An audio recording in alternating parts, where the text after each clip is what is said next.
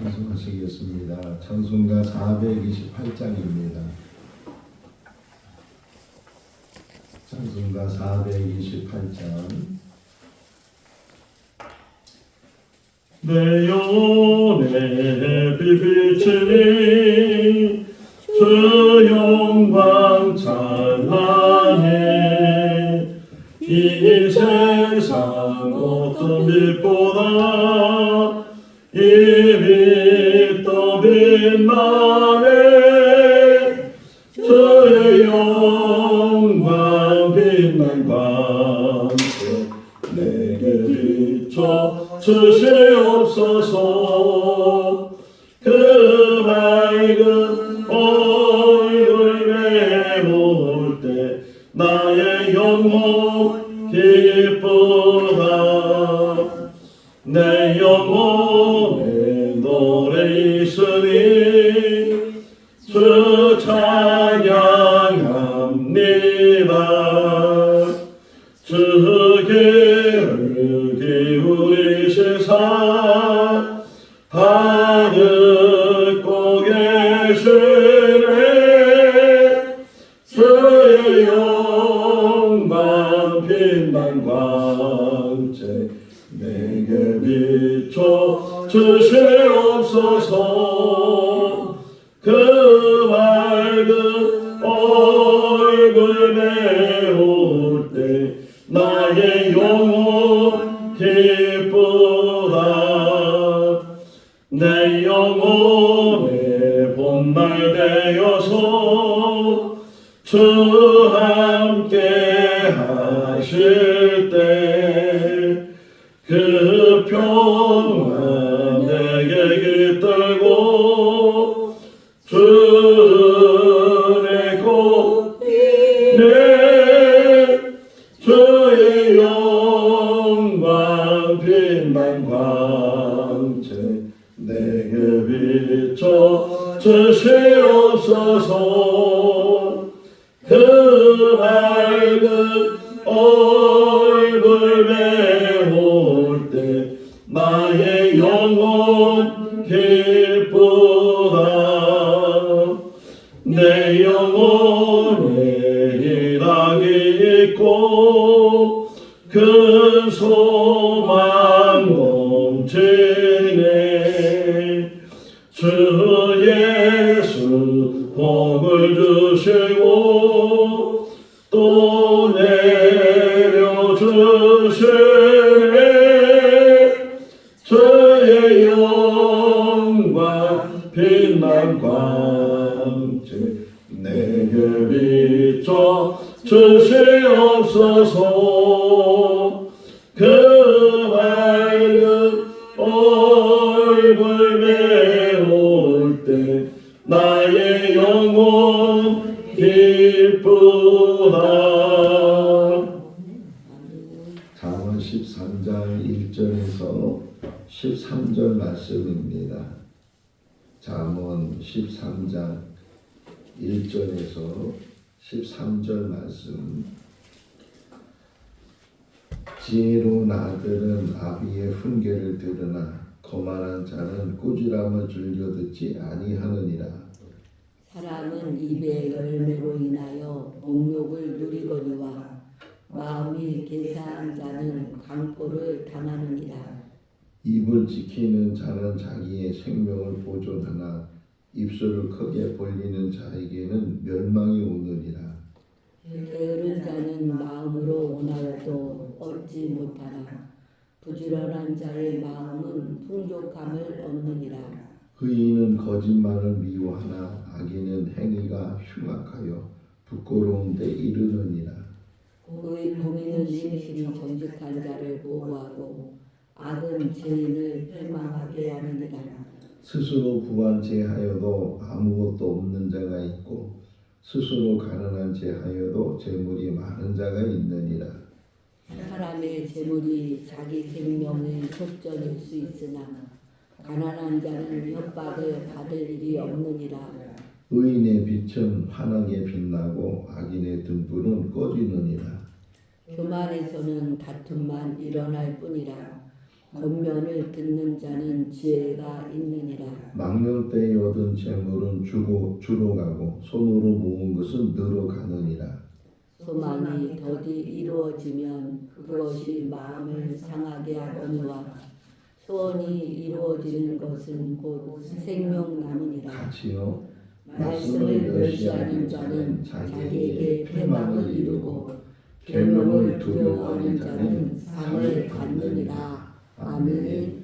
할렐루야. 아멘. 하루가 금방 지나가고 또 월요일이 지나면 금방 또 토요일이 되고 한 주간이 지나가는 빠른 세상 속에서 세월 속에서 우리가 살아가고 있는데 그런 삶 속에서도 열심히 하나님을 섬기고 신앙생활하는 것이 우리에게 큰 기쁨이 될 수 있기를 바랍니다. 아멘. 지난 주간에 그러니까 이번 주간이죠. 이번 주간에 읽은 책 중에 하나가 서지선이라는 분이 쓴 일기록이라는 그런 책을 잠깐 보았는데 그분은 어느 교회 집사님이고 두 아이의 엄마인데 평소에 이제 많은 독서를 하면서 또 메모를 하고 기록을 하면서 이제 그 책 한 권을 아주 얇은 책인데 책 한 권을 썼어요. 신앙적인 이야기가 거기에 많이 담겨져 있는데 아이들이 초등학교 막 들어가면서 계속 질문을 한다는 게 엄마 이게 뭐야 이렇게 처음에는 가르쳐줬는데 또 대답해주며 또 거기에 대한 또 질문을 하고 거기에 대한 질문을 하고 막 성가시고 귀찮고 나중에 다 알게 된다고 막 그러면서 아이들 질문하는 거를 잘 받아들이지 못했는데 어느 날 가만히 생각해 보니까 그 아이들이 질문하는 게 계속 알고 싶어서 궁금하니까 모르니까 물어서라도 알려고 그렇게 애를 쓰는 그런 모습을 보면서 자기가 생각이 나더니 나는 신앙생활하면서 교회에 왔다 갔다 하고 뭐 예배 드린다고 하지만 제대로 뭔가 알려고 궁금해하고 그래서 막 질문하고 그래서 뭔가 좀 더 그냥 말씀 안에 들어가고 그래야 되는데 전혀 그 아이들 보니까 아이들은 막 그 배우고자 하는 열망이 알고자 하는 열망이 그래서 계속 그 귀찮게 할 정도로 질문하고 또 질문하는데 자기는 그러지 못했다는 것이 반성이 되더니 그래서 내가 이렇게 신앙생활은 안 되겠다 그러면서 그 후로는 이제는 목사님 설교 말씀도 집중해서 듣고 또 워낙 이 메모를 잘하니까 목사님 설교에 메모를 듣고 또 본인이 결심하기를 적어도 공예배는 빠지지 않겠다. 그래서 이제 또 예배에 나가서 참여하고 그러다 보니까 그게 그 전까지 신앙생활한 것보다 짧지만 그 다시금 결심을 하고 뭔가 알려고 하고 뭔가 정말 집중해서 그렇게 말씀을 듣고 말씀을 듣는 걸로 끝나는 것이 아니고 또 집에 와서는 그 목사님 설교 메모한 게 있으니까 그래서 다시금 묵상을 하고 다시금 읽어보면서 오늘 목사님이 어떤 말씀을 하셨는지 그 말씀의 내용과 더불어서 왜 그런 말씀을 하셨는지 이런 것들이 계속 이제 조금씩 쌓여가다 보니까 신앙생활하는 게 너무 재밌고 너무 귀하고 예배가 그렇게 귀한 건지 몰랐다는 게 하나님 말씀 듣는 것이 그렇게 귀한 줄 몰랐다는 게 그냥 막 이제 열정을 가지니까 들으려고 하니까 그때부터는 더 하나님 앞에 더 가까이 가게 되고 스스로도 이제 전에는 이 책을 통해서 묵상이 뭔지 이런 것들을 많이 이제 배웠지만 근데 이제는 성경책만 있어도 묵상이 되고 하나님 말씀에 열망을 갖고 하나님이 정말 어떤 분이신지 나와 어떤 관계를 갖고 계시는지 그 하나님이 어떻게 이 일들을 이루어 가시는지 개인적으로나 가정적으로나 교회적으로나 이런 것들이 계속 또 이렇게 많이 묵상이 된다고 하더라고요. 오늘 우리가 잠언을 계속 읽으면서 계속 우리에게 교훈해 주는 게 뭐냐면 들으라는 게 들으라. 1절을 다시 한번 보세요. 1절 읽을까요? 지혜로운 아들은 아버지의 훈계를 들으나 거만한 자는 꾸지람을 질러 듣지 듣지 아니하느니라. 듣는 사람이 있고 듣지 않는 사람이 있는데, 특별히 이게 훈계나 또는 하나님 말씀을 이렇게 전하는 그런 소리들을 들을 때 정말 그 말씀을 나에게 주시는 말씀으로, 내가 들어야 될 말씀으로 그렇게 듣고 있는지, 아니면 듣기는 듣는데 그냥 건성으로 듣든지 흘려 듣든지 전혀 어떤 집중하지 못하고 듣다 보면, 그래도 뭐 다 우리는 이제 나이가 또 이렇게 60, 70 막 돼가고 그러니까 뭐 기억력도 없어지게 되고 들어도 다 잊어버리게 되고 그런 어떤 신체적인 조건을 가지고 있지만, 그럼에도 불구하고 좀 들으려고 알으려고 애를 쓰는 그런 모습을 갖게 되면, 그러면 들려진다는 거예요. 무엇보다도 지혜를 갖게 되면, 하나님이 주시는 지혜를 갖게 되면, 흔히 말하잖아요. 나이는 숫자에 불과하다고. 뭐 나이가 몇 살이건 이거는 아무 상관이 없다는 게, 오히려 젊었을 때는, 어렸을 때는 공부를 안 했다 할지라도 오히려 나이가 들어서 깨달아서 그래서 더 열심히 해. 제가 이제 목회를 한 지도 꽤 오래됐잖아요. 근데 요즘처럼 더 열심히 공부한 적도 없는 것 같아요. 뭐 입시 공부하는 것 정도는 아니지만 그래도 계속 책을 보고 뭔가 찾으려고 하고 뭔가 만들려고 하고, 어떻게 하면 우리 하나님의 말씀 우리 성도들과 더불어 쉽게 그러면서도 깊이 있게 그 말씀을 같이 나눌 수 있는가, 계속 그게 한순간에 되는 건 아니지만 계속 그런 것들을 찾아내고 또 연습하고 애를 쓰고 그런 모습을 제 자신이 보면서 참 좋다. 이제는 뭐 배울 만큼 배웠으니까 아는 만큼 아니까 배운 것 갖고 아는 것 가지고 얼마든지 하면 되겠지, 그런 생각이 아니고 정말 처음 신학 공부하는 것처럼, 처음 성경을 읽는 것처럼 그렇게 말씀을 같이 이렇게 묵상하고 말씀을 전하려고 노력을 해요, 노력을. 근데 노력한 만큼 이 나타나지는 않지만 계속 이게 쌓여가지 않겠나 그런 생각이 들고, 또 무엇보다도 잠언은 계속 우리에게 교훈해 주는 게 뭐냐면 말이에요, 말. 자, 여기 보세요. 이제는 2절, 3절 같이 읽어볼까요? 사람은 입의 열매로 인하여 복록을 누리거니와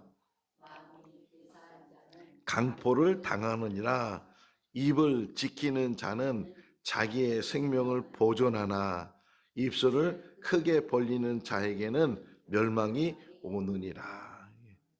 다 이게 말에 대한 열매, 입이란 입 자체가 열매를 맺어주는 게 아니고 입에서부터 나오는 이 말들, 내가 사용하는 말들, 언어들, 이런 것들이 결국은 복록이 되든지, 아니면 그 또 말이라는 게 어디서부터 또 출발하냐면 마음에서부터 출발하잖아요. 내 마음에 어떤 생각을 가지고 있는지, 내 마음이 어떤 감정을 가지고 있는지, 여기에 따라 또 말이 달라지기도 하고, 똑같은 말을 써도 우리나라 제가 얼마 전에 이제 중국어를 잘하는 분이 계셔요. 근데 중국어는 똑같은 단어지만 높낮이에 따라서, 그리고 장단에 따라서 전혀 의미가 달라진다는 게, 4와 10이 똑같은 어떤 단어 정도로 소리가 그런데 그것을 어떻게 어떤 높이로 쓰느냐에 따라서 4로 들을 수도 있고 10으로 들을 수 있고 쓰뭐 이렇게 하는데, 그런 설명을 쭉 하더라고요. 그러니까 같은 단어인데 그 단어를 어떻게 쓰느냐에 따라서 달라지는 것처럼 똑같아.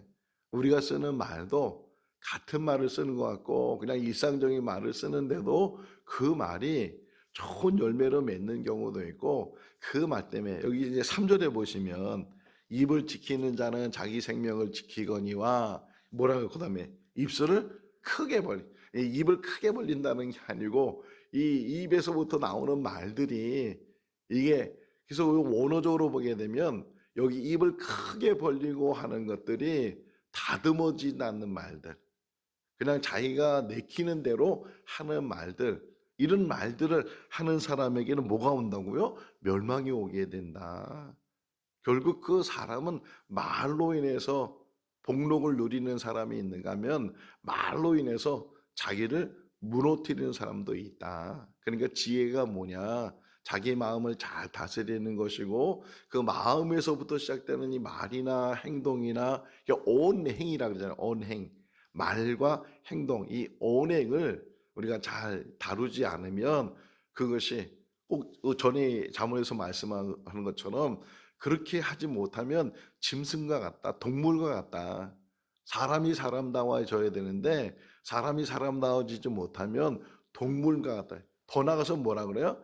동물보다 못한 개 같은 사람 이렇게 말하기도 개보다 못한 사람 이렇게 말을 하기도 하잖아요. 그런 것처럼 우리가 정말 사람으로 태어나서 더 나가서는 하나님의 사람으로 이 땅에 살면서 어떻게 살아야 되느냐 그것이 다 말과 행함으로 나온다는 거예요.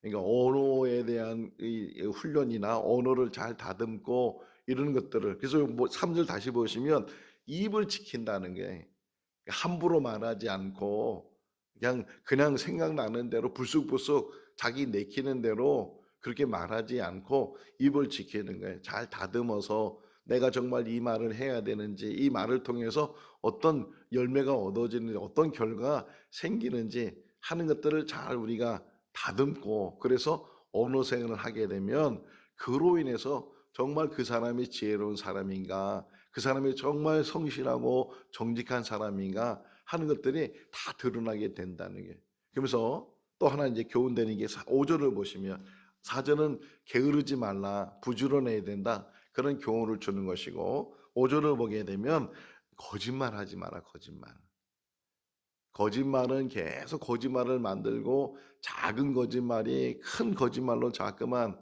그래서 우리가 인간관계를 가질 때나 또는 신앙생활 하나님과의 관계를 가질 때나 이 거짓말이 얼마나 무서운지 몰라요. 거짓말은 속이는 거잖아요. 속이는 안 하는데 하는 것처럼 말하고 하지도 못하면서 한다고 자기를 드러내 이게 나중에 다 뒷부분에 보게 되면 교만하고 거만하고 이런 의미를 다 가지고 있는데 우리가 항상 조심해야 되는 게 너 왜 거짓말을 하냐 그 주석에 보니까 뭐라고 표현하냐면 책임을 지지 않기 때문에 자 자기 말에 책임을 지는 사람 절대로 거짓말 안 하잖아요.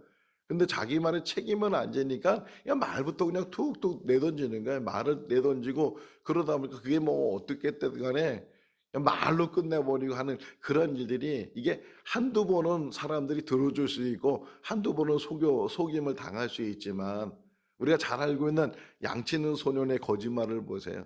늑대가 나타났다.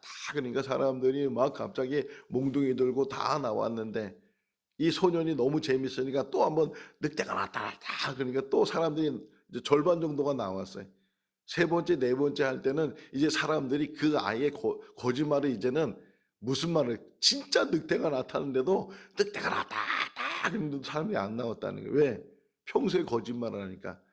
진짜도 이제 안 믿어주는 그런 양치기 소년의 이야기를 우리가 기억하면서 우리가 살아가면서 말에 대한 신뢰를 가져야 되고 말에 대한 책임을 가져야 되고 내가 하는 말에 대해서 내 자신이 무슨 말을 했는지 우리가 아이들 키우면서 저도 우리 아이들 키우면서 한번 그런 일이 있었는데 아빠는 거짓말쟁이 이게 굉장히 무섭더라고요.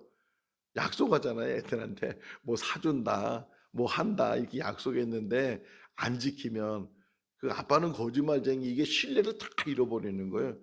그 다음부터는 이제 아빠는 거짓말쟁이라는 게 전제되니까 무슨 말을 해도 무슨 약속을 해도 애들이 믿어주질 않게 되잖아요.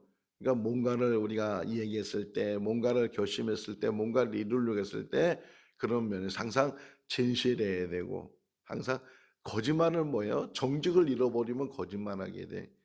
내가 말한 게 다 이루어지진 않잖아요. 다 이루어지지 않지만 그럼에도 불구하고 이거 내가 하려고 했는데 못했다고 그런 말까지 그러니까 잘못한 것을 시인하고 내가 이게 열심히 한번 해보려고 했는데 그게 뜻대로 안 됐다고 이런 말까지 우리가 책임지고 해야 되는데 그러지 않으면 앞에 있는 모든 말들이 다 거짓말이 될 수 있다 하는 것을 우리에게 가르쳐줘요. 또 하나 좀 보시면 뒷부분에 7절 한번 보실까요?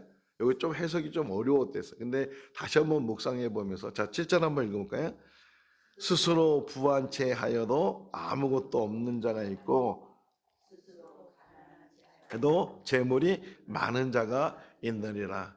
그냥 일상적으로 이렇게 들어보면 자기 가시에서 나는 돈도 없는 사람이야, 난 돈이 많은 사람이야, 이렇게 부한치해도 없는 사람이고, 나는 가난해, 나는 아무것도 가지고 있지 않아, 그럼에도 불구하고 그가 부한 사람이 있다, 이렇게 해석이 되기도 해요. 요 7절 말씀을 이렇게 묵상하면서 영화 하나가 딱 이렇게 떠올랐는데, 미량이란 영화 속에서 그 이제 자기 남편이 죽고 자기 남편 고향이 밀양이었는데 자기 아들을 데리고 밀양에 내려간 어떤 자매가 거기서 혹이나 사람들로부터 무시당할까봐 자기는 돈이 많은 사람인 것처럼 그렇게 행세를 해요.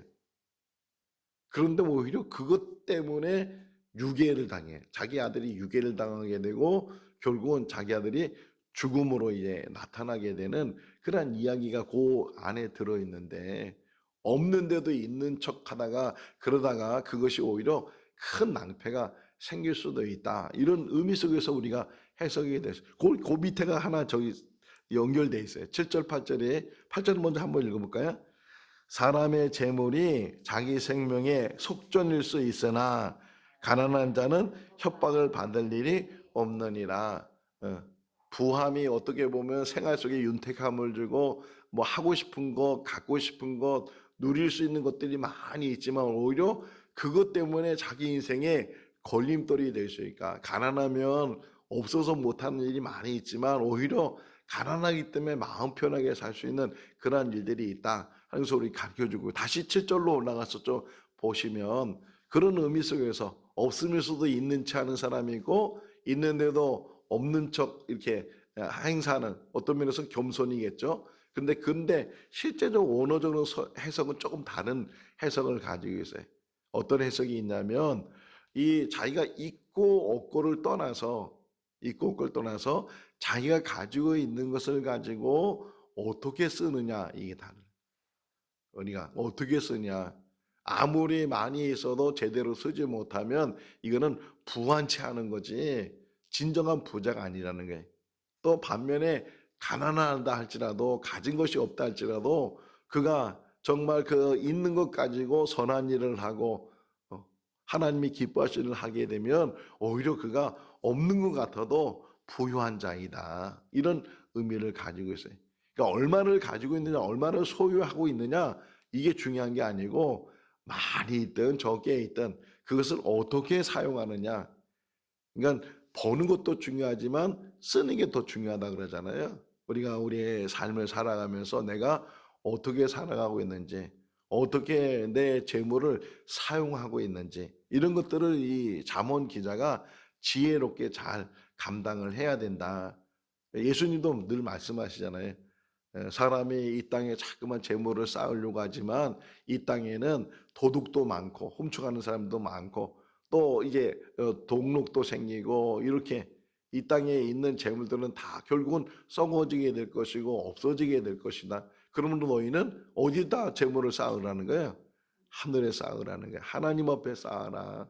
이 땅에 산 날 동안 그런 지혜를 가지고 우리가 이 땅에서 재물도 잘 다뤄야 돼. 흥청망청 쓰는 것이 아니고 우리가 사용할 처소를 잘 깨닫고 그 일들을 하게 되면 그것이 흘러가는 것 같고 없어지는 것 같은데, 근데 하나님은 그 모든 것들을 다 감찰하신다. 감찰하시고 그 모든 것들을 다 세우시는 분이시다 하는 거예요. 아, 있을 때 잘할 걸. 내가 그렇게 돈 많이 벌고 그럴 땐 좀 더 하나님의 일을 잘 감당할 걸. 그런 후회가 우리가 있을 수 있잖아요. 그런 부분에서 항상 재물에 대해서도, 물론 신학에서 바울이 말하기를 있어도 없어도 다 그것이 하나님의 은혜 가운데 우리가 사는 거다. 히브리 기자도 말하잖아요. 오히려 이 돈이 일만하게 뿌리가 될 수 있고 그 돈 때문에 사람이 신앙을 잃어볼 수도 있고 하는 것들을 우리에게 교훈해 주고 있는데, 살아가면서 그러면서 많이 있든 적게 있든 정말 그것을 잘 사용하고 하나님께서 기뻐하시는 일을 이루면서 사는 그런 우리의 삶이 돼야 된다는 것을 가르쳐 주고 있어요. 자, 9절 좀 보시면 의인의 빛은 환하게 빛나고 악인의 등불은 뭐라고요? 꺼진다. 예수님 산상수훈에서 너희는 세상의 소금이다. 그리고 너희는 세상의 뭐다? 빛이다 그러잖아요. 의인의 빛은 환하게 빛난다는 게 우리의 삶이 환하게 빛날 수 있기를 바랍니다. 아무개를 보면 참 이게 빛이 보여, 후광이 보여 그렇게 말할 정도로 이 그림 화가들이 그림을 그리면서 정말 신앙생활 잘하는 사람들 그런 사람들 그림을 볼 때 뒤에다 뭘로요? 빛이 이렇게 빛을 이렇게 놓잖아요. 하나님 이렇게 그림을 그린 사람이 있어요. 하나님이 내 사람으로 형상으로 그림을 그러니까 삼위일체 하나님을 사람 모양으로 이렇게 그리는 화가가 있었어요. 그 그림을 볼 때 특징이 뭐냐? 빛이 후광이죠, 후광. 빛이 이렇게 비춰지는 거죠. 우리 인생 가운데 정말 이 신앙의 빛이 의로운 빛이 우리 가운데 비칠 수 있기를 바랍니다. 꺼지는 자가 아니고 환하게 빛나는 자, 더 밝아지는 자. 그래서 뭐에 천국에서 너희가 뭐같이 빛나리? 해같이 빛난다고. 정말 우리 인생이 해같이 빛날 수 있는 어둠으로 나는 것이 아니고 늘 밝은 빛으로 또 요한계시록 21장 22장에 보니까 그 천국에는 빛이 태양도 소용없고 달도 소용없고 왜? 하나님이 빛이시기 때문에 예수님이 등불이 되시기 때문에 다른 뭐 비추는 그런 도구가 없어도 충분히 거기는 모든 것이 빛에 거하게 된다고 말씀하고 있는데 하나님은 빛이시다. 요한복음 1장에서도 말씀이 이제 예수 그리스도를 통해서 우리에게 증거되고 있는데 그 말씀이 세상에 왔을 때 빛으로 오셨다는 거예요. 빛으로 오셨는데 어둠이 그 빛을 받아들이지 아니했다. 영접하는 자 그게 바로 뭐예요? 빛으로 오신 예수 그리스도를 받아들이는 사람, 그분의 이름을 믿는 사람, 이런 사람들은 하나님의 자녀가 되는 권세를 주셨다. 우리 인생이 빛나는 삶이 될 수 있기를 바랍니다. 세상에 빛이 돼서 마태복음 5장 16절 말씀해 보니까 너희의 착한 행실에 빛이 뭐냐? 착한 행실에 너의 착한 행실을 통해서 사람들로 많은 사람들이 하나님께 영광을 돌리게 해라. 그러니까 우리가 이 땅에 살면서 빛을 비추는 삶을 살게 되면 오늘 찬송가 428장 거기도 뭐라 그래요? 우리가 빛이 예수님 안에 있는 그 빛이 우리 안에도 그 빛이 비춰지게 되고 달이 스스로 빛을 내요? 아니면 어떻게 빛을 내요? 달은 스스로 빛을 못 내요. 해로부터 그 빛을 받아서 반사하는 게 달빛이에요. 우리도 하나님의 빛을 예수님의 빛을 성령님의 빛을 하나님의 말씀의 빛을 받아서 우리 삶 가운데 빛이 빛나고 환하게 빛나는 그런 삶이 우리 삶이 될 수 있기를 바랍니다. 그 다음 하나만 더 보시면 11절 말씀 읽어볼까요? 망령 때에 얻은 재물은 줄어가고 손으로 모은 것은 늘어가느니라. 할렐루야. 일확천금 얻으려고 하지 말고 뭐 로또 그냥 매수 사가서 1등 한번 돼보자. 물론 뭐 필요한 사람들은 채워줄 수 있겠지만 그런 것에 너무 관심을 갖지 말고 작은 것이라도 한 번은 제가 그 설교 준비하면서 새벽에 그런 말을 못했는데 이런 생각이 났어요. 옛날에 60년대 70년대 그 시골에 여자분들은 막 공부를 안 가르쳤잖아요. 돈 벌려고 그래서 막 그냥 상경을 하는 거예요. 기차 타고 상경을 하면 어디서 대부분 내리냐면 영등포역이나 서울역에서는 대부분 영등포역에서 많이 내렸어요. 영등포역에 옆으로 영등포 옆으로 가면은 구로동이 있죠. 그래서 흔히 구로동을 뭐라 그래요? 옛날에 구로 공단이라. 너무 공장이 많은 게 공장이 미싱 공장도 있고 그러니까 시골에서 내려오는 그 아가씨들이 그 가까운 공단에 들어가서 정말 허드렛 일하고 힘든 일하고 뭐 그때는 뭐 노동 시간 뭐 이런 게 없으니까 열 몇 시간씩 그냥 새벽부터 일어나서 밤 늦게까지 미싱 앉아서 그 옷 만들고 그렇다고 해서 임금을 많이 주는 것도 아니고 조금 임금 주고 그러는데 그런데 대부분의 그 처자들이 와가지고서 그렇게 일을 하면서 보면은 아끼고 기숙사에 주는 밥 먹고 그냥 자기 옷 한 번 안 사고 어쨌든 자기 동생들을 가리키려고 자기 집 다시금 일으키려고 그래서 통장을 몇 개씩 만들어서 조금씩 더 저축을 하고 그런 이야기를 들었잖아요. 저도 어렸을 때 제가 신림동 살았거든요. 영등포하고 구로동이 그렇게 멀진 않는데 지금은 거기 구로동 가면 거기 디지털 단지라고 바뀌어서 이름이 구로 디지털 단지 뭐 빌딩도 많이 들어서고 그러는데 그 생각이 어떤 나왔어요. 그렇게 조금 벌지만 뭐 얼마 안 되는 돈이지만 그래도 그 푼푼히 모아가지고서 통장을 몇 개씩 만들고 그렇게 해가지고서 동생들 뒷바라지 해주고 부모님들 땅 몇 평도 사주고 했던 그러한 그 자매들의 모습들을 보면서 여기 다시 13절 11절 말씀이 사람이 손으로 수고한 것으로 그러면 그것이 작은 것 같아도 하나가 모아지면 두 개가 되고 두 개가 모아지면 세 개가 되고 티끌 모아 뭐라고요? 태산이 된다고. 우리가 이 땅에 살면서 내가 수고하고 내가 땀 흘리고 이제 제가 좋아하는 그 성경 중 하나가 시편 128편이거든요. 한번 볼까요? 시편 128편 2절 말씀 시편 128편 2절에 보면 그 말씀이 참 은혜가 되더라고요. 1절 2절을 같이 한번 읽어볼까요? 시편 128편 1절 2절 898쪽 읽어볼까요? 여호와를 경외하며 그의 길을 걷는 자마다 복이 있도다. 내가 내 손이 수고한 대로 먹을 것이라. 내가 복되고 형통하리로다.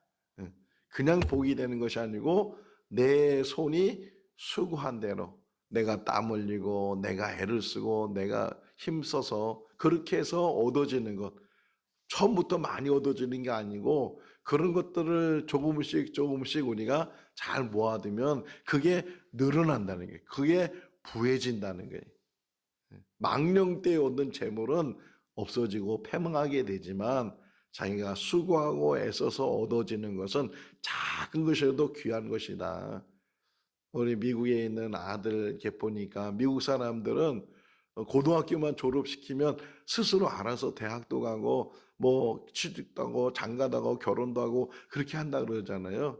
어떤 면에서는 무정한 것 같은데 또 어떤 면에서는 자기 스스로 자립해서 자기 삶을 만들어가는 건 이게 좋은 교훈인 것 같아요. 이 땅에 살면서 우리도 내가 수고하고 애쓰는 것 귀하게 여기고 그것 가지고 너무 또 그거가 구두쇠가 되고 노랭이가 되라는 얘기가 아니고 그렇게 귀한 것 가지고 귀하게 사용하게 되면 그것이 곧 좋은 열매로 맺어지게 되는 줄로 믿습니다.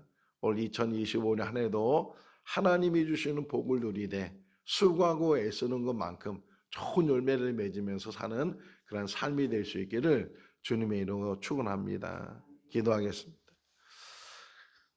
사랑이 많으신 하나님 아버지, 속히 지나가는 세월 속에서 우리가 하루하루의 삶을 삽니다.